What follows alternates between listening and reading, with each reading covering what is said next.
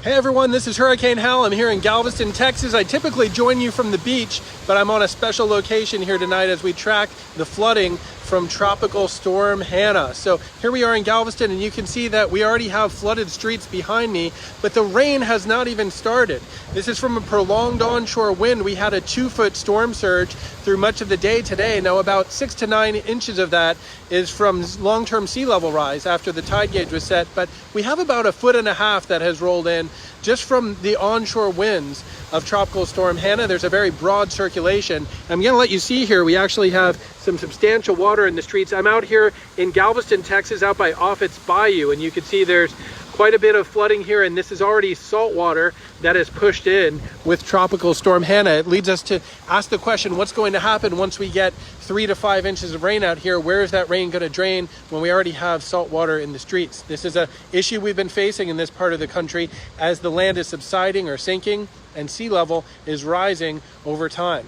We're looking at Tropical Storm Hanna right now. It's centered 195 miles east of Corpus Christi as of late Friday afternoon. Maximum sustained winds were 50 miles an hour. It was moving to the west at 10 miles an hour. We're going to watch that forward speed very carefully because Hanna's in a favorable environment to develop.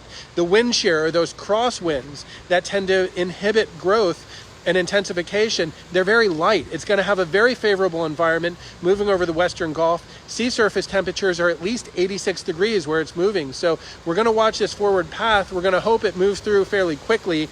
The slower it goes, though, the more time it's going to have over open water to strengthen and intensify. At the latest advisory, the National Hurricane Center now predicts that it will likely cross the threshold and become a Category 1 hurricane at landfall down by Corpus Christi. Right now we have hurricane warnings from Baffin Bay to Mesquite Bay. We're really looking at the coastal bend area, especially areas near Rockport, Corpus Christi, down by Kingsville, are really the areas under the gun for some wind damage. We have tropical storm warnings. This is for winds of 39 miles an hour or greater all the way up the coast to San Luis Pass. That's at the southern tip of Galveston Island. Tropical storm force winds don't usually do structural damage to buildings, but they can bring down trees, cause power outages, and again, if a tree falls on a building, you're going to have a problem as well. When we get into our Category 1 hurricane winds, then we can actually get some structural damage to buildings. The big story is going to be heavy rain. About 5 to 10 inches of rain in the area down by the coastal bend. We'll see some isolated pockets as high as 15 inches of rain. Adding that to the storm surge, what we call compound flooding, and what we're seeing right here, we already have, for example, storm surge and salt water pushing in here to coastal Texas. So you start adding many inches of rain on top of it, and we can get some problems. We are expecting a 2 to 4 foot storm surge here in the upper Texas coast. As you get closer to the main impact area in the coastal bend, I think that we'll see some isolated areas where we see 3 to 5 feet of storm surge. Particularly, I'm concerned about Corpus Christi Bay.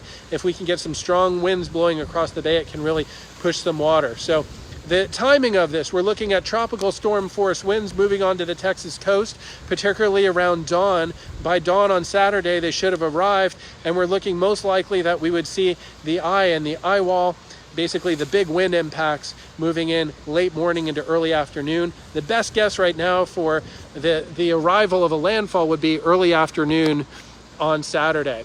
I'm here in Galveston again. We're looking at a very broad circulation from this storm. So even as we get into southwest Louisiana, we're seeing areas get 3 to 5 inches of rain, as well as the upper Texas coast.